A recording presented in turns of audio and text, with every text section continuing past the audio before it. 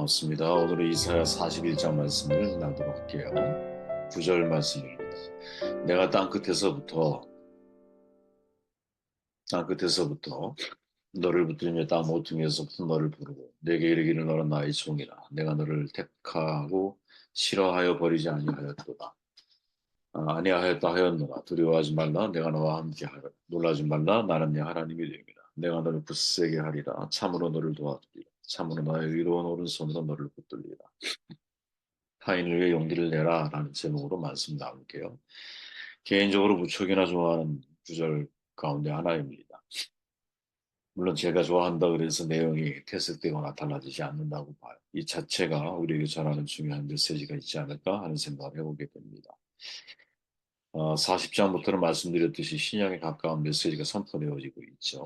더더욱이 희망적인 메시지, 메시아에 대한 예언적인 말씀들이 선포되어지고 있습니다. 이 말씀처럼 우리의 삶이란 저는 두려움, 놀라움, 흔들림, 위축되는 삶이라고 봐요. 인생은 고해라라는 말처럼 우리가 걸어갈 길에 더욱더 많은 수고, 고통이 기다리고 있다라는 거 다 예상하고 있죠. 우리가 두려워할 때 하나님께서 말씀하시오 두려워하지 말라. 뭐 정확한 확인이 필요하겠지만 365번 나온다라고 말을 하죠. 야, 평생 우리는 두려움과 싸우는 게 인생이 아니겠느냐 이런 생각을 해보게 돼요. 혼자라고 느껴질 때 하나님이 말씀하시오 내가 너와 함께한다. 너무나 놀랍고 당황스러운 일을 만나게 됐을 때 말씀하시오. 놀라지 말라. 나는 너의 하나님이다. 마음이 약해지고 포기하고 싶은 생각이 들었을 때 내가 너를 강하게 하리라. 나를 돕는 사람이 아무도 없구나. 혼자 동떨어진 인생을 살아가는 처럼 느껴질 때 하나님이 말씀하시오. 참으로 내가 너를 도와주리라. 참으로 나의 의로운 오른손으로 너를 붙들리라. 이 삶을 경험하는 사람이 누구일까? 그거는 이 말씀에 대해서 비록 이 말씀이 객관적인 진리이지만 주관적인 진리를 받아들일 수 있는 바로 그 사람이 아닐까. 다시 말하면 보편적인 하나님의 말씀은 내 것으로 받아들이는 거죠. 그리고 그 말씀을 믿고 달려가는 사람, 그에게 이 말씀이 현실화되어지는 거죠. 한 그리스도인이 지나온 자신의 인생 길을 되돌아봤어요. 모래 사장과 같은 길 위에 자기 자신의 발자국과 자신과 동행했던 주님의 발자국이 선명하게 찍혀 있었습니다. 근데 어느 구간을 지나가는데 오직 한 사람의 발자국만 찍혀 있는 거예요. 그 구간이 어떤 구간이었까 돌아보니 낙심과 실패 가운데 고통의 시간을 보낼 때였거든요. 주님께 불평하죠. 주님 제가 저 길을 걸을 때 너무 외롭고 힘들었는데 왜 그때 저와 함께 하지 않으셨어요? 왜 저를 혼자 내버려 두셨어요? 그때 주님이 대답하시죠. 야, 저곳에서는 내가 너를 등에 업고 지났잖아. 나의 발자국만 지켜 있는 거야. 이렇게 말씀하셨다 그러죠. 여러분 이거 만들어진 이야기가 아닙니다. 왜? 우리가 본문으로 하고 있는 이사야서 46장 4절에 보면 이렇게 말씀하고 있거든요. 너희가 노년에 이르기까지 내가 그러하겠고 백발이 되기까지 내가 너를 품을 것이라. 내가 지었은즉 내가 업을 것이요 내가 품고 구하여 내리라. 만들어진 얘기가 아니죠, 여러분. 사실은 이사야가 성경에서 우리에게 특별히 하나님의 선택하신 백성들에게 야, 내가 업을 거야, 너를. 업고 내가 너를 데리고 갈 거야. 내가 너를 품을 거야. 이렇게 말씀하고 있다가 다른 누구의 하나님이 아니라 바로 나의 우리의 하나님이라는 거죠. 이 사실을 과연 여러분도 믿으십니까? 성경에는 절체절명의 위기를 걸은 사람들이 정말 많이 있어요. 구약의 대표적인 인물이다. 그럼 다윗을 뽑을 수 있죠. 도망자의 세월만 해도 한이 없으니. 또 신약의 대표적인 인물을 뽑는다면 바울을 뽑을 수가 있겠죠. 성경 사무엘상 30장에 보니까 그의 하나님 여호와를 힘입고 용기를 얻었다. 이렇게 다윗이 고백하는 내용이 나오는데 이 내용이 가장 배경을 보면 너무나 처참한 현실이죠. 바이를 생각해 보면 사울왕에게 쫓기는 신세, 자신을 다른 사람과 함께 이 이스라엘 땅 밖으로 도망을 치자 망명을 시도한 거예요. 블레셋 민족 중 하나인 가드와 아기스 신하가 돼서 시글락이라고 하는 유명한 도시죠. 도시에 살고 있었어요. 하루는 다윗과 그와 함께한 군사들이 아기스를 만나고 돌아왔는데 성경에 자주 등장하는 아말렉 민족이 시글락을 침략해서 자신들의 아내 가족들을 다 포로로 사로잡아갔죠. 도시를 불태우고 무량을 해버렸어요. 더 큰 문제는 다윗과 함께 했던 부하들이, 그죠? 그들은 원래 비류들이었잖아요. 성경에 보면. 빚진 자들이고 소외받는 자들이야. 깡패들이야. 우리도 얘기하는. 다윗, 그를 품었던 다윗에 대해서 자기 가족이 다 아말렉에게 끌려간 사실을 알고 다윗을 돌로 쳐 죽이려고 하죠. 그죠? 성경의 내용에 보니까 백성들이 다 울 힘이 없을 때까지 소리 높이 울었다라고 기록하면서 울고 나서 어떤 선택을 하느냐. 죽이려고 해. 야, 이 얼마나 참 황망한 순간일까요, 다윗의 입장에서. 야, 너만 가족 이런 거 아니거든? 나도 이런 거예요. 그렇잖아요. 다윗의 가정만 두고 갔겠어요? 다윗의 재산만 가만히 놔두고 그냥 이렇게 오히려 다윗과 관련된 사람들, 가족들 더 이렇게 철저하게 파괴하고 그러지 않았을까 예상을 해보면 보편적으로 예상을 해보면 그렇잖아요. 군대였을 때 여러분 옛날에 6.25 때 그런 얘기가 있어요. 총알이 날아갈 때 쏘이 쏘이 하고 날아갔대요. 왜? 이 소위가 분대장이잖아. 우리 여기 소대장 정도 되잖아. 이 한 소대가 밖에 전투를 벌이게 될 때 전략을 짜기 되게 중요한 최소 단위거든요. 거기에 리더를 죽여야 되는 거야. 그래야 일반 병사들이 흩어지기 쉬워. 그 정도로 사실은 리더가 어떤 궁극적, 결정적인 상황이 되면 중요한 역할을 하는 거거든요. 그 다윗이 더 힘들었을 거라는 거지. 절망도 다윗이 더 크지 않았을까. 그런데 다윗을 죽이려고 그래. 그때 다윗이 어떻게 반응하느냐. 온 백성이 각각 자기 아들, 딸들로 인해 훈이 괴롭게 되어 다윗을 돌로 치자고 말하였으므로 다윗이 크게 고통을 당하였으나 빅벗이죠, 빅벗. 다윗이 주 자기 하나님 안에서 스스로 용기를 내었. 저는 이 구절이 그렇게 마음에 와닿았어요. 야, 스스로 용기를 내어야 할 때가 있구나. 인생을 살아가다 보면. 물론 스스로 용기를 내고 있는 다윗은 용기가 될 만한 사람은 한 명도 없어, 지금. 왜 나를 죽이려고 하니까. 어제의 친구가 오늘의 적이 된 거지. 그래서 어떻게 오직 바라볼 수 있는 것은 자기 하나님 안에서, 자기 하나님 안에서 인간의 연약함을 다윗은 인정을 하죠. 그죠? 저는 살다 보면 스스로 용기를 내어야 할 때가 있다고 보거든요. 아무도 내게 용기가 되지 않고 용기를 주는 사람이 없을 때 오직 내가 믿고 신뢰하는 하나님 안에서 스스로 용기를 내야 할 때가 있는 거죠. 이때 하나님이 어떻게 다윗에게 용기를 주었을까요? 막 갑자기 나타나셔서 여러분 그거 아시잖아요. 성경에서 구약에서 하나님의 현현, 그러니까 하나님의 직접적인 신현현이 표현되지 않는 사람이 다윗이야. 그런데 하나님 안에서 용기를 내었대. 그러니까 지금 이 문장에서의 주어는 누구냐면 다윗이죠. 그죠? 다윗이 스스로 용기를 냅니다. 아, 이런 절체절명의 상황 속에서 하나님이 뜻이 있겠지. 아, 그 뜻이 뭘까? 여러분, 사람이 여러 가지 고난의 과정을 통해서 고난을 통해 순종을 배웠다 그러잖아요. 성경에 예수님에 대해서 순종을 배웠다는 표현을 달리 표현해 보면 고난을 해석하는 능력을 갖는 거예요. 그죠? 이런 고난이 왔을 때 해석하는 능력이 생기면 이제 제일 먼저 반응이 어떻게 나오냐. 하나님, 왜 제가 저에게 이런 과정을 겪게 하십니까? 하나님의 뜻이 뭡니까? 그 뜻을 알게 해주십시오. 하고 성령과 자꾸 내가 접촉하려고 노력을 하는 나 자신을 경험하게 돼요. 저는 이 다윗의 마음이 이해가 돼요. 자기 하나님 안에서 스스로 용기를 내었다라고 하는 것이 이 절체절명의 상황 속에서 초점을 하나님께 맞추는 거예요. 계속. 그죠?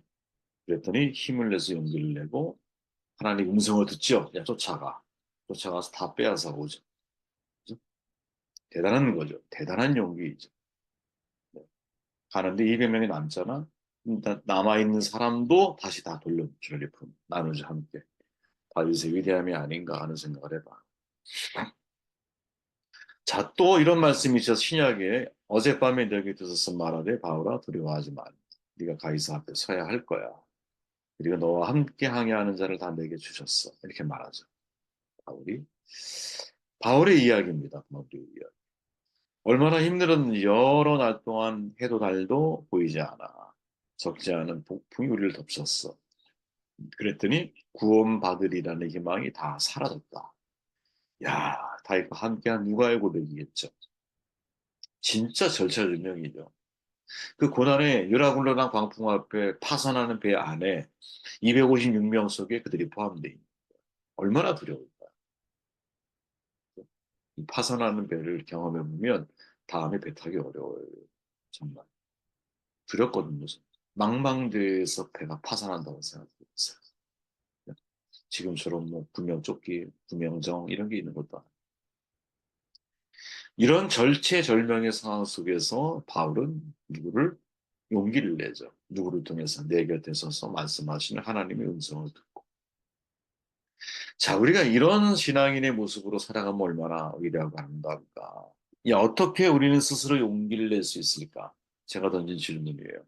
다윗과 바울을 보면 자기 하나님, 내 곁에 서서 말씀하시는 하나님을 경험할 때 용기를 낼 수 있다라는 거지. 그죠? 오늘 본문의 10절 말씀을 다시 읽어보면 너는 두려워 말라. 내가 너와 함께한다. 놀라지 말라. 나는 네 하나님이야. 내가 너를 강하게 할 거야. 참으로 내가 너를 도와줄 거야. 참으로 내가 내 의로 의의 오른손으로 너를 떠받쳐 줄 거야. 이사야를 통한 하나님의 약속이죠. 저는 여러분 이거를 신병 때 백령도에서 이 말씀이 어느 날 캄캄한 화장실에서 이만한 기도원 속력 파란색 있잖아요. 어, 그 말씀 뒤에 옛날에 훅 부분에 보면 예, 이 말씀이 기록되어져 있는 기도원 책이 아니군요. 신구약 책이 다 섞여 있는 얇은 책. 그게 이제 우리 네모반에 있었던 것 같아요. 그때 딱 피는데 이 구절이 나오고 마음이 좀 힘들 때였거든요, 사실. 근데 이 말씀이 막 튀어나오듯이 글자가 그래서 제 안에 용기가 생기더라. 아, 하나님 나와 함께 하시다. 이런 생각. 자, 이 말씀은 객관적인 말씀이거든요. 그죠? 객관적인 말씀은 일반 계시에 속하죠. 근데 이 말씀이 내 자신에게 적용될 때는 특별 계시로 내 안에서 작동을 합니다. 그래서 여러분 이 말씀이 여러분들의 말씀으로 수용이 되어졌으면 좋겠다. 그래서 내 곁에 서서 혹은 다윗의 표현처럼 자기 하나님 안에서 스스로 용기를 내요. 그러니까 하나님이 내게 지금의 이 절체절명의 상황 속에서 하나님의 뜻이 뭘까 집중하면서 하나님이 내게 주신 사인을 붙들고 용기를 내서 다시 회복 탄력성을 높여가는 거죠. 저는 이게 성숙합니다. 이런 생각을 해보게 돼요. 자, 그럼 이것만 있을까? 아니라고 봐요. 또한 여기서 스스로 용기를 낼 수 있었던 이유가 뭘까? 질문해 보면 제 개인적인 이제 주장인데 이 두 사람은 타인을 생각할 줄 아는 사람이에요. 타인. 자, 알프레드 아들러라고 하는 사람이 되게 의미 있는 주장을 했는데 자기의 체험을 통해서 이런 고백을 해요. 나는 나에게 가치가 있다고 생각될 때만 용기를 가질 수 있다. 나에게 가치가 있다고 생각하는 근거는 내 행동이 주위 사람들에게 도움이 된다고 생각할 때입니다. 무슨 말이냐면 자기가 수많은 사람들이 임상실험을 하고 이 알프레드 아들러가 프로이드의 제자잖아요. 베를린은 어, 사람에 대해서 엄청난 임상실험을 해본 결과 누군가 나에 대해서 내가 도움이 된다라고 생각할 때 내 안에 용기가 생기더라고요. 내가 누군가 도와줘야 할 사람이 내가 생겼을 때, 그를 도와주지 않으면 안 되는 상황 속에 내가 서 있을 때, 우리에게 적용하면 그런 거잖아요. 여자는 약해. 엄마는 진짜 강해. 그죠? 이유는 뭐예요? 내가 지켜야 할 자식이 있으니까. 여러분, 용기는 여러분, 나 혼자 살겠다고 생각하는 사람에게 용기가 안 생겨. 너를 살려야만 하는 상황에 직면했을 때 진짜 용기가 생기는 거라. 자, 다윗 보세요. 가족들이 있는 거야, 다 이런 거. 더더욱이 중요한 건 부하들도 있어. 물론 그 부하들이 그죠? 배우지 못하고 참 주먹만 쓸 줄 알아.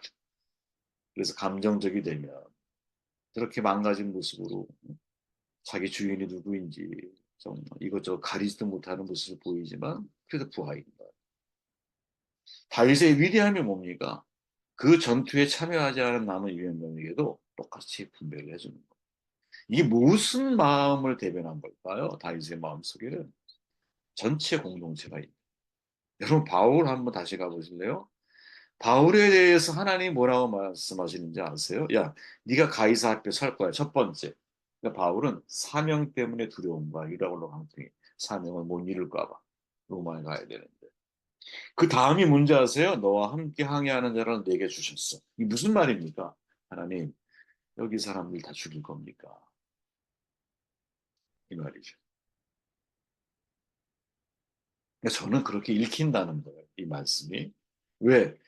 사람이 스스로 용기를 낼 때가 언제일까? 이건 뭐 우리 모두 경험하는 것일 수 있어요. 정말 주께서 내 곁에 계신다는 사실을 내가 확신하고, 내가 가는 길을 기뻐하신다는 걸 확신하게 돼. 정말 우린 용기가 생기죠. 그 다음 뭐예요? 내 주변 사람들이 내 눈에 보이기 시작하고, 야, 내가 지금 더 버텨줘야 돼. 내가 더 용기를 내야 돼, 지금. 내 가족을 살려야 돼. 나와 함께 있는 공동체 어떻게든 살려야 될 거 아니에요. 그때 강해지는 거지. 그죠? 그때 리더가 사자의 포효를 할 수 있는 때 리더가. 여자는 약화되니까요. 하지만 엄마는 엄청나게 강한 사람. 마찬가지죠. 아버지 정말 강한 사람 될 수 있잖아. 그죠? 바울 256명이 눈 앞에 원거리는 거죠. 네가 함께한 사람 너에게 줬어. 이렇게 표현하잖아. 성경. 그 속에 담겨 있는 마음이 담겨 있는 하나님의 이 엔커리지 하나님이 주시는 용기가 뭘까? 사람들을 보고 용기를 내게 만드는 바울의 모습. 이들은 표류하는 사람들이잖아요. 그래서 결국 하나님의 음성을 듣고 용기를 내서 어떻게 돼? 이 256명을 위로하자 다. 그들을 돌보죠. 아마 제가 믿는 한 이들은 다 크리스찬이 되서 하늘이 대단히 높다. 왜? 같은 절제전쟁을 겪어온 사람이기 때문에 그 안에 신앙이 들어갔을 때 높지 않았습니다. 여러분 스스로 용기를 내지라 정말 진짜 용기 있는 사람이 되시길 바랍니다.